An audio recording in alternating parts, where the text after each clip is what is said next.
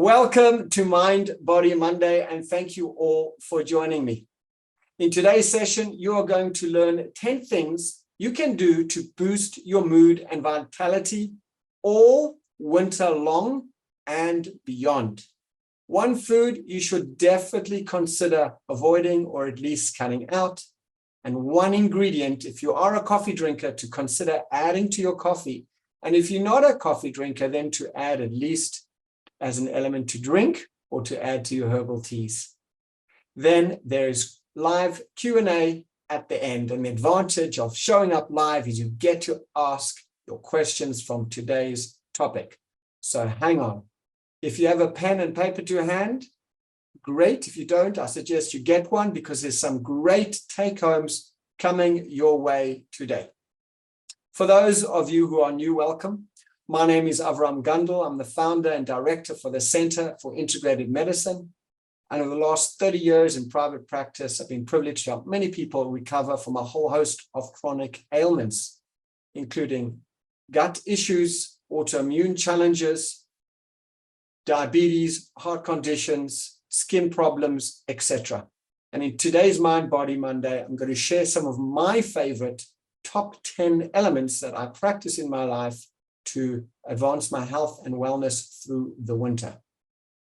So just sort of a backstory in this topic.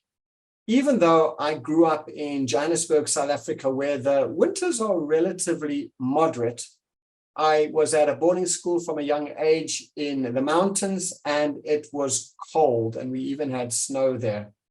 So I would actually start to wear a sweater and even long johns, well at the beginning of autumn already. I was prone to feeling cold all my childhood from a young boy. And I just thought this was my constitution. This is how it was. And you just got to deal. So I just, had layers, big jackets, etc. like that, and took precaution. Then later in my adult life, I moved to London where I studied and worked. And I'd leave in the morning and it would be dark in the winter. I'd come back home, not too late in the evening, but it was dark by 4 o'clock. And this began to get me down. My mood, my energy, my simplicity, my joie de vivre were dropping. And I wasn't really conscious of that too much. I just felt not myself, not my bubbly self. And I just thought, this is deal, you just have to deal with it. But later on, as I started taking a deep dive in how to empower my patients through helping myself, I was able to help myself and help them. And today, I thrive in winter. I don't wear long johns much. I certainly don't wear excessive layers, and I don't feel the cold as much as I did. My constitution has changed completely as a result of these practices that I'm going to share with you. I'm just curious, go ahead and type in the chat if you experience any drop in mood, or you want to sleep more, or you feel more lazy, so to speak, in the winter, or when we have long periods of darkness and less periods of light in the winter. Just type in the chat if you can relate to this. Do you experience any drop in mood, vitality, or experience some sluggishness, particularly in the winter? Does this happen to you at all? Go ahead, type that in the chat. I'm just curious to know what your experience is. So as you're doing that, I just want to take a moment to announce my new long-awaited Heal Your Gut program. Basically, I'm looking for a small group of people who want to heal their digestive systems and end confusion or being on restrictive diets forever. Anyone who's looking for clarity and wants to get my personal guidance and direction every step of the way, then this is the gut health program for you. We'll be able to heal your gut from the inside out. Go ahead and just type gut health in the chat if this is for you, and I'll come back to you with more information. Just before I jump into today's topic, a quick medical disclaimer. I am not here to advise, diagnose, or treat any health issues. This information is for educational purposes only and does not substitute for proper professional medical advice. I'm merely sharing with you personal stories, anecdotes, and experiences that I have seen in my work. I personally believe in individualized care, so please go ahead and consult with your healthcare practitioner before taking on any changes. So let's get back to our topic of how to boost your mood and vitality all winter long and beyond. Now, with the changing of the clocks, the daylight ends earlier, so there's longer periods of night, of darkness. And when this happens, a lot of people can experience feelings of sadness, depression, or a lower mood, sluggishness in their body, wanting to sleep more, less motivation, a weight gain. And if you suffer from any of these, there is a condition called SAD, SAD, and it stands for Seasonal Affective Disorder. It's a kind of depression related to changes in the season. Statistics show that SAD affects about 10 million Americans. And interestingly, women are about 4 times more likely to be diagnosed with this than men are. Now, fortunately, there are wonderful and very effective treatments to help with this condition. And if you don't even fall into this SAD label per se, but you just want to be at your best in the wintertime or all year round, then this is definitely something you may want to listen to. So let's look at some of my favorite strategies. The first one is really to cultivate a practice of self-care. This is a lifestyle where you put your needs on the map, and so often in my practice, specifically with women who are the primary caregivers, whether they are working in the business world or whether they are full-time homemakers, it doesn't make a difference. Just by nature of the beauty of women, they tend to put their needs not on the lowest point of the totem pole, but not even featuring. And it's so important to really bring the legitimacy of your needs high up there as place numero uno. Obviously, there's a lot of wiggle room involved. However, it's just like that airplane analogy. If you're holding a baby on your lap, the safety instructions very clearly state that if there's a drop in oxygen, you take your oxygen mask first. You do not put it on your baby. Now, at first, that may sound cruel. At the end of the day is when you are healthy and vibrant and breathing, so is your baby and the rest of the family.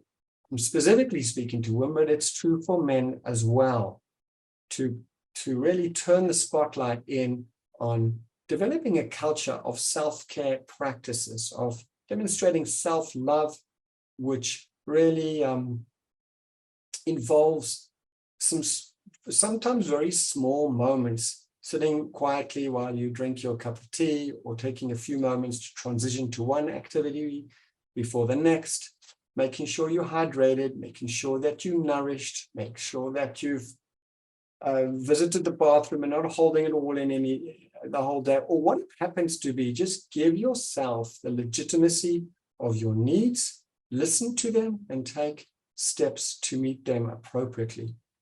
I like to invite people to check in with themselves. There is a beautiful check-in process. If we have time, I'll guide you through it. But essentially, you check in with yourself on a physical level, get a sense of how you're feeling physically, and you just ask the question, how am I feeling physically?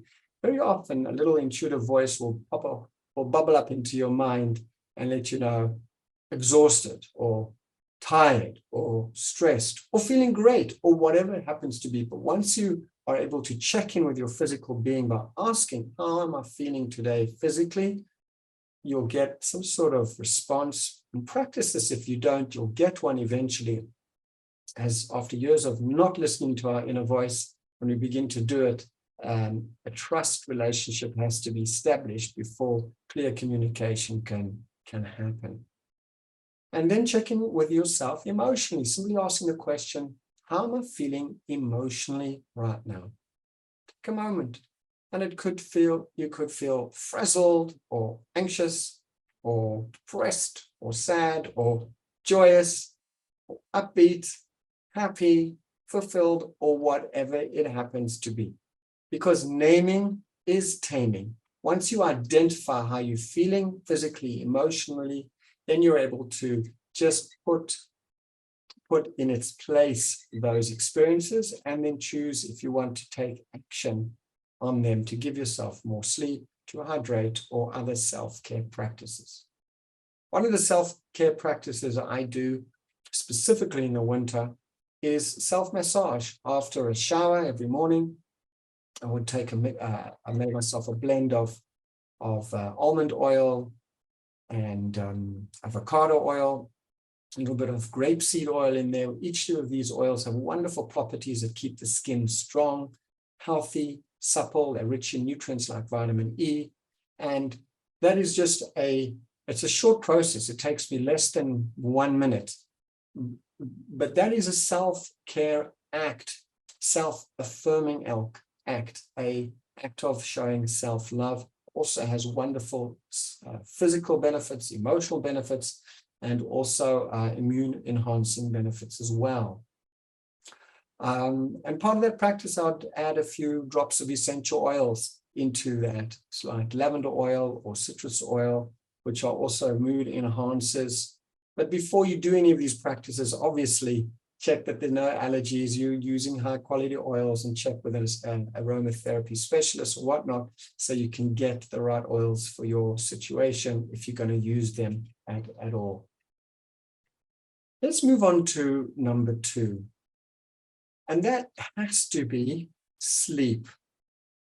Naturally, intuitively, we want to sleep more in the winter. I personally wear a sleep tracker. It's called an Aura Ring.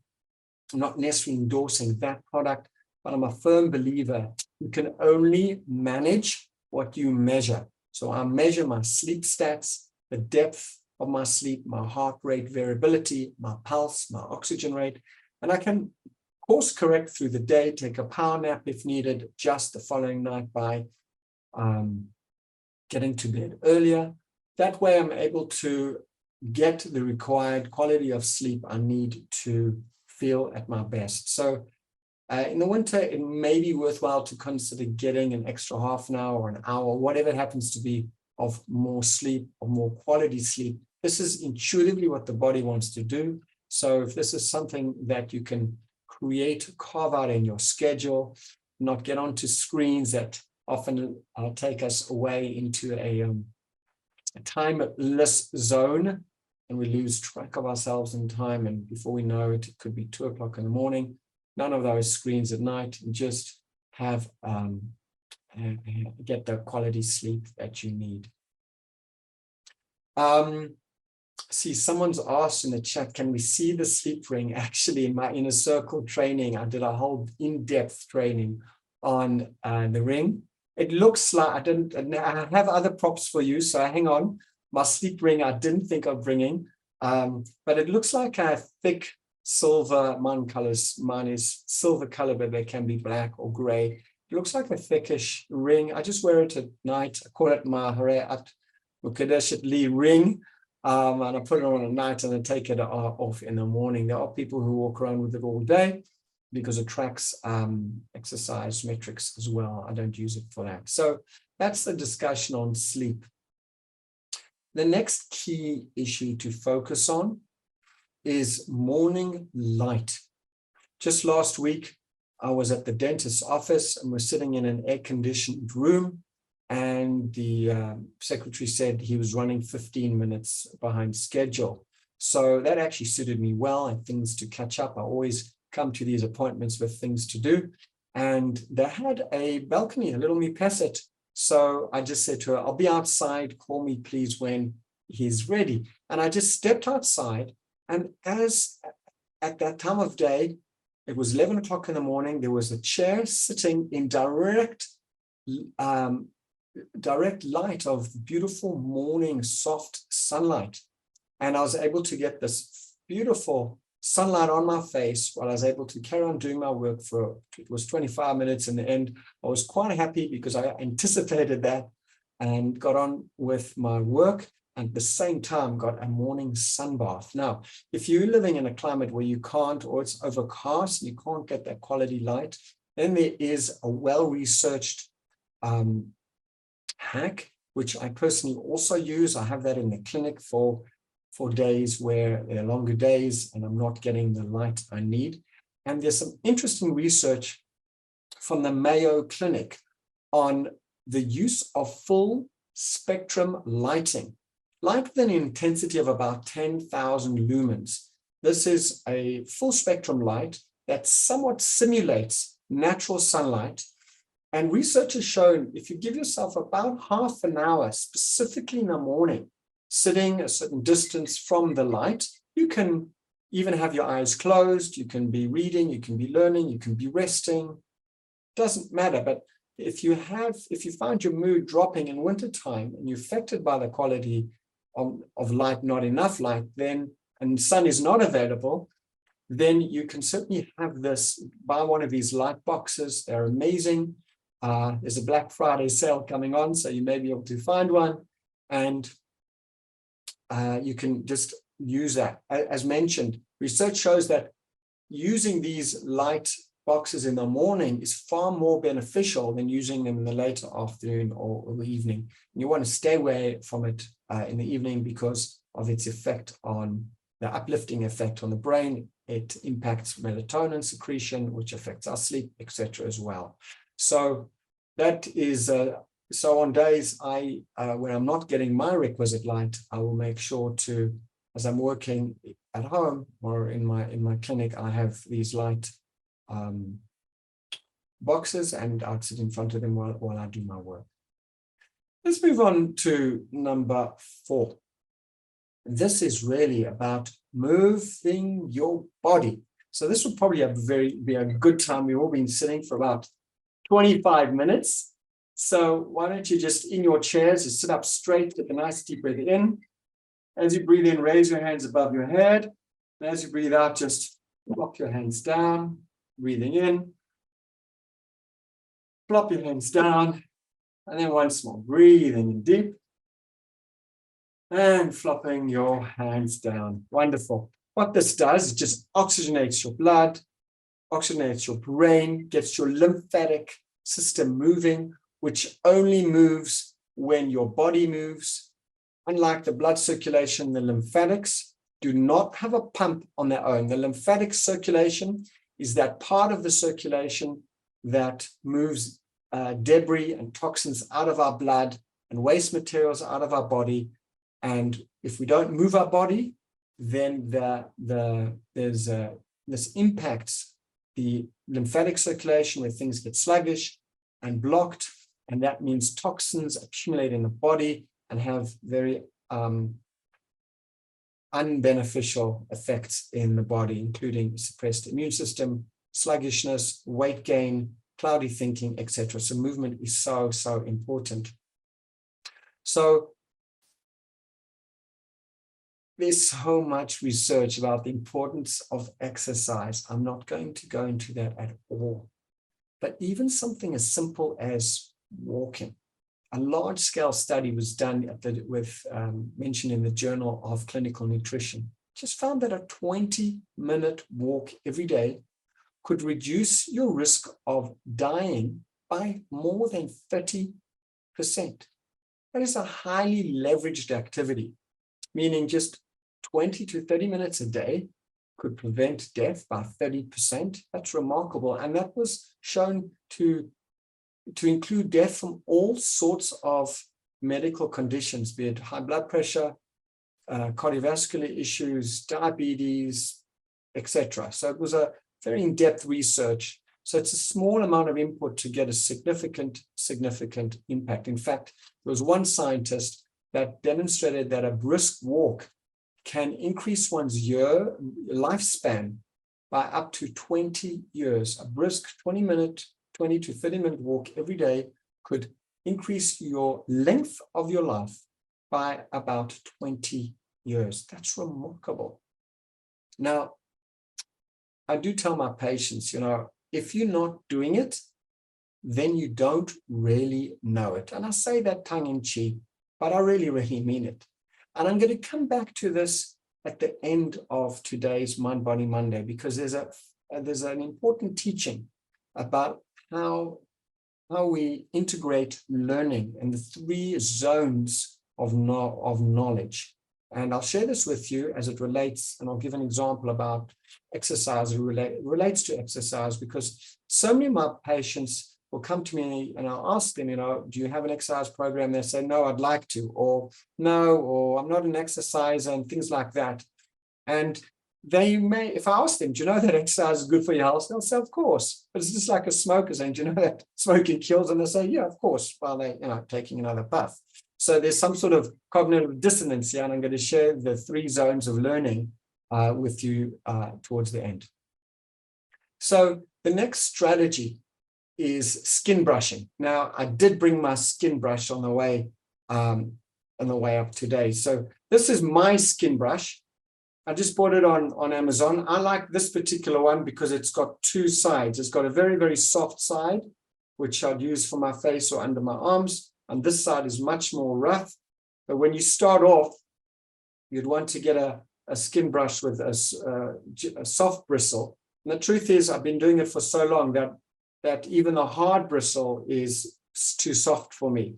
And my kids always say that my skin feels so soft. What are the benefits of skin brushing? So research has shown that, firstly, what is skin brushing? You're literally taking a skin brush, and dry skin brushing is the best. That means before the bath or before the shower, without any soap or without any water, you just take the brush and you make clockwise circles along all the skin surfaces of your body, and then gently under the arms. And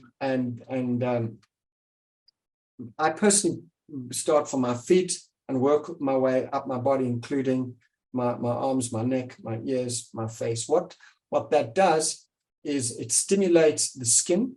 It sloughs off dead skin cells. Remember, the skin is the largest organ of the body. Some people don't think of it as an organ, but it really is. It's the largest organ of the body with its own nerve supply, its own blood circulation, its lymphatic circulation. It's our first barrier to the outside world, and it's so important for a vibrant immune system. So our skin must be kept intact, healthy, glowing, and soft, and protected. And skin brushing exfoliates the dead skin cells. It detoxifies the body, increases the blood circulation, and promotes lymphatic drainage, which helps the body get rid of toxins. So this is something I incorporate in my daily practice before the bath or the shower. So that is another daily practice that is also uplifting, boosts the mood, boosts the immune system through the mediation of having a healthy detoxification system going on in your body.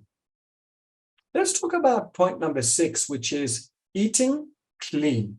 And I mentioned one food that you should look to reduce or eliminate specifically during the winter months. And this may be pretty more important really for kids, but really anyone, is cut down on dairy products. I've just seen so much in my clinic that people are suffering from sinus congestion, from postnasal drip, from clicking in the ears, from upper respiratory issues. And milk today is not like milk of yesteryear. It's pasteurized, it's homogenized. I'm not going into a whole milk discussion, but it's, at the end of the day, it's a relatively mucus-forming food, the way the body reacts to it. So if a person has or is prone to getting more mucus in the winter, and there's more phlegm in the throat, or sinus congestion, or mucus in the eyes, or ringing in the ears and clicking in the ears, then the first thing I'd recommend is just cut back or cut out on dairy. There's so many good substitutes like almond milk or oat milk or soy milk or rice milk, etc. On other nut butters. They're easy to make if you don't want to buy a commercial brand. So that's the one food that you want to look to eliminating, at least during the winter periods, or cutting it back, or maybe if kids insist on it, then give them a little bit of the milk, and then add in, another milk that hopefully won't disturb the flavor too much. So in terms of eating clean, you'd also want to move away from processed foods in general, but specifically in the winter. Processed foods means white flour, cakes, sweets, chocolates, added sugars, added preservatives. Have them as fun foods, for Shabbos, Yom Tov's, birthday, special occasions, but they shouldn't be creeping in on a daily basis because they do undermine the immune system, as delicious as they are. And staying away from processed oils like canola oil or heat-treated oil. I personally use olive oil or an organic cold-pressed coconut oil. Butter is fine, but any processed oils do disrupt the gut membrane. It can contribute to leaky gut syndrome, disturb the microbiome, and from there, in which the whole immune system is based on the gut, then there is a undermining of a person's vitality, increased inflammation in the body, and many other complications. So it really just starts from eating clean. It's really what I call the sumera asay tov. You move away from the not so good stuff and you bring in more good stuff and focus on green leafy vegetables, orange vegetables, as in soups or steamed or baked. In the wintertime, we use in our home a electric steamer, pour in boiling hot water, put in some fresh or frozen vegetables, broccoli, or spinach, or butternut squash, etc. And if you put in boiling hot water already and you turn it on for 10 minutes, within 10 minutes, you've got yourself delicious steamed veg, or you can bake vegetables or have them raw in salads, or stir fries, many ideas. But the idea is to increase your vegetables, specifically the greens and the oranges, which are very supportive for the body at this time. Let's all take another nice deep cleansing breath in. There's a lot of information coming your way. Breathing in deep. And breathing out, pushing your shoulders down as you breathe out, feeling a little stretch on your neck and shoulders. And then once again, another nice deep breath in. And as you're breathing out, make a sound like, ah, wonderful. And one more. This is the audience participation section. So let's go on. Bringing oxygen into your brain, breathing in. And breathing out with the sound. Ah, very good, very good. Through taking 3 slow, deep breaths as we've just done, again, you're oxygenating your blood, your brain, stimulating lymph flow through your body. And we take a break from the intensity of this Mind Body Monday so you can focus on the rest of the strategies coming your way. And the next one is making sure you remain hydrated. The rule of thumb is still approximately ½ ounce to 1 ounce of water per pound of body weight. And that can be in water or herbal teas. Water is obviously the ideal. Herbal teas, I myself start my day off with at least 8 ounces of water. Then I have fresh lemon water. And then I make ginger and turmeric juices through the morning until I begin to eat my breakfast. I'm staying well hydrated in the morning. And some people say to me, listen, Avraham, I'm not thirsty, or I find it hard to drink. So changing the temperature of what you're drinking really can help. Or drinking through a straw, there's no problem with having carbonated soda water and just squeezing fresh lemon juice into that, or half a fresh lemon to a cup of soda water, makes it easier to drink and delicious, and also has some benefits in the body as well. There is that one herb I promised you that I'm going to share with you to consider adding at any rate into your winter drinks. And that is a combination of herbs called hawaj. Now, hawaj just means mixed herbs. It's a Yemenite, it's of Yemenite origin. And I personally like them very, very much. I've got a container of these mixed herbs here. Delish. And there are a combination of allspice, black pepper, cinnamon, ground cloves, cumin, ground coriander, cardamom, and turmeric. And you can buy this in most herbal stores that sell nuts and things like that. It's a film shop if you live in Israel. And hawaj is two kinds, so don't get confused. There's hawaj for soup, which is a different spice blend, which I use as well. It's delicious. It really spices up soups and makes them interesting and has a lot of health benefits as well. And there's hawaj for coffee. It's this hawaj for coffee that I'm referring to, and I'm not recommending you to drink coffee if you're not a coffee drinker.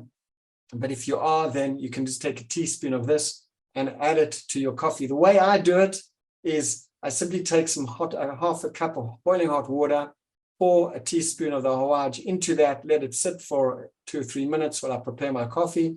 Then I pour that hawaj mixture through a very, very fine filter because these herbs are very fibrous, and I just get the liquid coming through, and that spices up my coffee. Each of these ingredients are very healthful. Now, just a word of caution.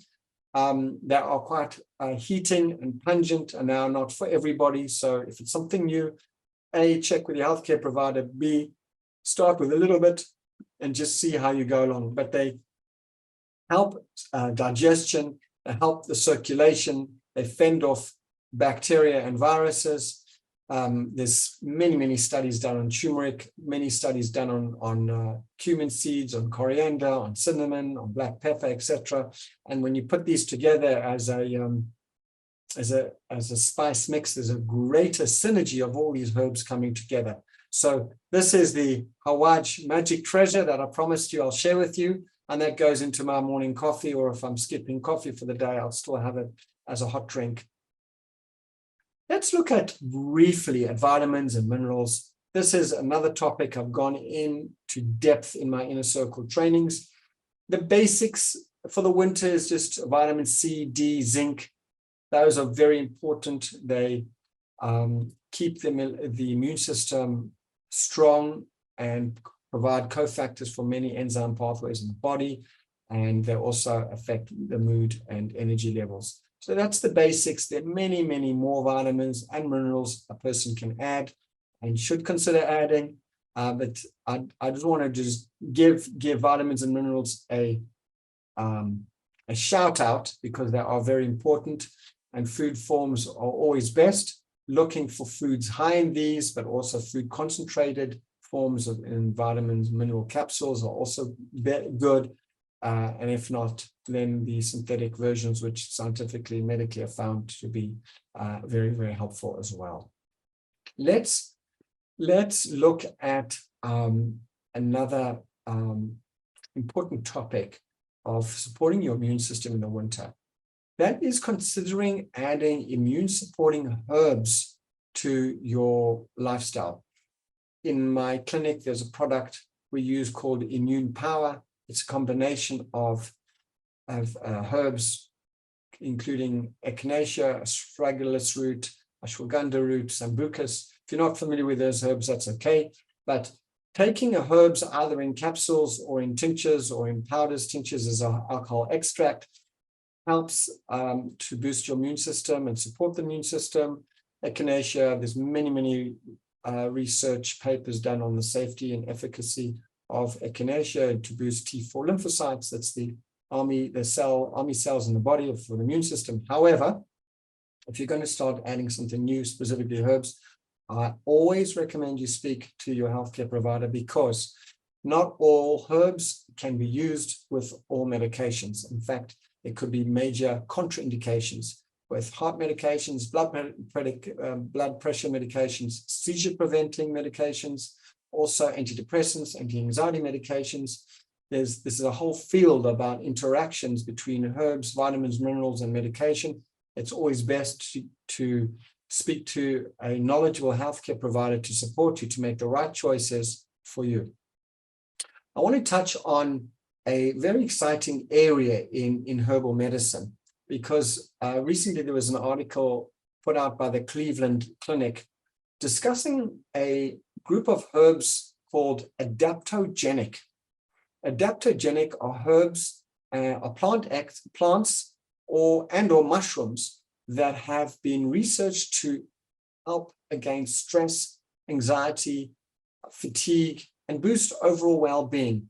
I use these daily in my program. They go into my shakes, and sometimes I make herbal tea, or if I'm traveling or on the run, I've got capsule form as well as just the powders, and I add them into my daily routine. So who would want to use adaptogens, these herbs and botanical extracts and mushrooms that can help a person weather the storm against stress better, anxiety, fatigue, and boost overall energy. Anybody who wants to alleviate anxiety, who wants to reduce fatigue and increase energy, or cope with trauma even as a add-on, regulating emotional stress, boosting the immune system.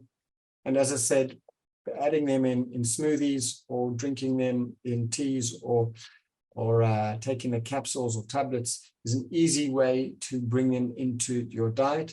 Some names, I'm just going to mention some names for those of you who are new to adaptogens. These include ginseng, maca root, astragalus root, ashwagandha, and rhodiola. Now, this may all sound like a total foreign language to you. That's okay. Mind Body Monday is about sharing the keys to wellness so you can make the right decisions with your primary caregiver and figure out how you want to bring those into your life to advance your health and well-being. Two more topics before we end. The one is cold plunges. Now, this isn't for everybody. I happen to have a cold plunge pool, and I wake up very early in the morning, and before Nate's, I jump into the cold plunge pool. It's about 10 degrees Celsius, which is approximately 50 degrees Fahrenheit. It is uncomfortable. It's dark outside, sometimes it's raining, and I'm in there. And I do that for a couple of reasons. One, there's lots of research about cold plunges, and if you're thinking this is not for you, or I can't bear the cold, just bear with me for a minute. Because the cold plunges stimulates the leukocytes, that's the white blood cells. It stimulates them to fight off illness. It stimulates the lymphatic return because the blood vessels contract, and then when you leave that, the reciprocal effect of the body is an expansion of vasodilation of the blood vessels, and this powerful pump stimulates the lymph nodes and the immune system, and it also has a lot of positive benefits on one's mood as well. It also helps to detoxify the body, and it also builds mental toughness and increases resilience, as you can imagine. Now, if you're not into cold plunges and you still want to get some of these benefits, or you want to work towards doing it, then easy way to do that is after the bath or shower, just simply turn the temperature of the shower head onto warm, from hot to warm, or tepid or mildly cool, and just gently put that on your head, face, and body, just to get used to that shift in temperature. And perhaps just continue that throughout the winter if you feel okay. And it could just be a quick 5-second end of your shower. Nowadays, when I do shower, I end with cold, and it's really not cold, because the cold in this part of the world is about 18 degrees in the winter, and my plunge pool at the moment is 10 degrees. So it's actually quite pleasant. It's like a warm bath. So lastly, before we end, and this is really linking to the first point about self-care, and the whole theme of Mind Body Monday, self-care is the heart of healthcare. So it's about tuning in, but taking swift action when you're not feeling yourself. If there's a sore throat, or you're feeling unwell, you got a person has the flu, or mildly headache, or whatever it happens to be, or particularly tired or stressed, pay attention to how you're feeling on those levels, the physical level, the emotional level, and take action. Don't just bury that or ignore that. It's a little bit like the light on your dashboard. If an orange light comes on and you choose to ignore it or cover it over, the car will come to a grinding halt, most likely at an inconvenient place and an inconvenient time. However, if you take swift action, you go to the mechanic and you address the issue at the root level, then there's a likelihood of you having many, many happy years of service from your car. So too with your body. Paying attention to the early warning signs, you can take swift action using rest, strategies I mentioned, boosting your vitamin regime, cleaning up your diet, getting more sleep, or getting whatever help you need to get back on track. That is so, so important. Before I end, I just want to come back to the 3 zones of learning. By the way, these practices, as I've shared with you, it's not something I woke up one morning and say, well, let's do them. No, these have taken years and years to discover, to learn about, to research, to experiment with myself, to share them in my clinic with patients, get the feedback, notice, and help them tweak their health pathways. So what you may want to consider doing is, if there's any one of these 12 ideas that resonated with you, then discuss them with your healthcare practitioner and figure out how, if and how you want to integrate them into your life. But it's not a case of all or nothing. It's really a case of taking one thing on and working with it until it becomes part of you, which will bring me now to this last point. By the way, it's these practices that have taken me from surviving the cold and winters to thriving in the winters, where I'm certainly much more robust physically in the winters and against the cold, only because of these practices that I'm committed to. So I want to come back, and with this I'll end and take questions, is the 3 zones of learning. This is an important piece to get. And I mentioned this in the context of exercise, and I'll give an example as it relates to exercise. Firstly, the 3 zones of learning. Zone number 1 is what I'm going to call intellectual learning.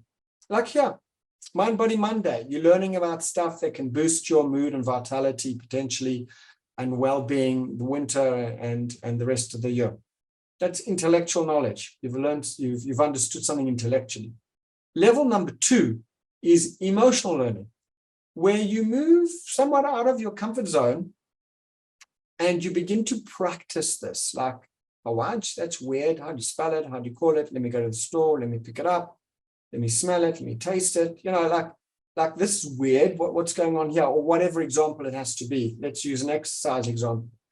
If you're not an exerciser and, you know, you put on your shoes and are comfortable and you get outside, but the weather's not great, or it's raining, or you're out of your comfort zone as you're trying to navigate this emotional learning piece, taking what you know in your head and moving it down into your heart zone, into the emotional learning zone.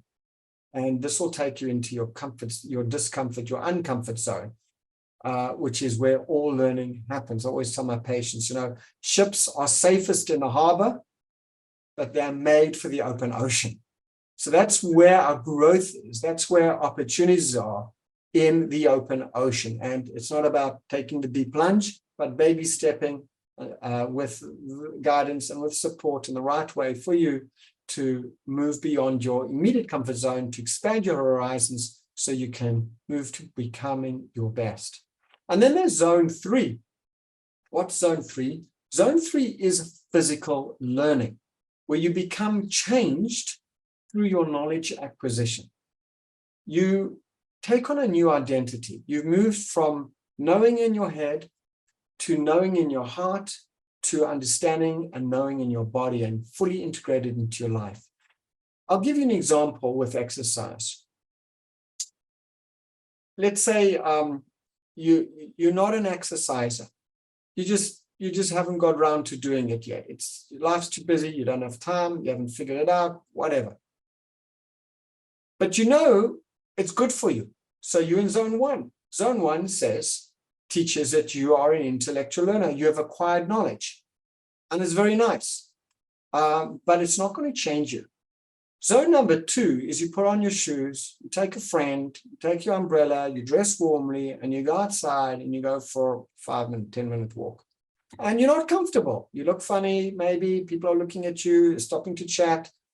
Whatever it happens to be, you're out of your comfort zone. So you're level 2.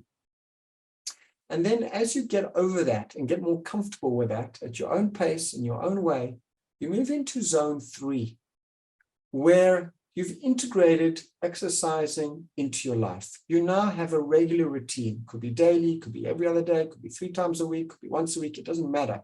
But it's a regular part of your lifestyle.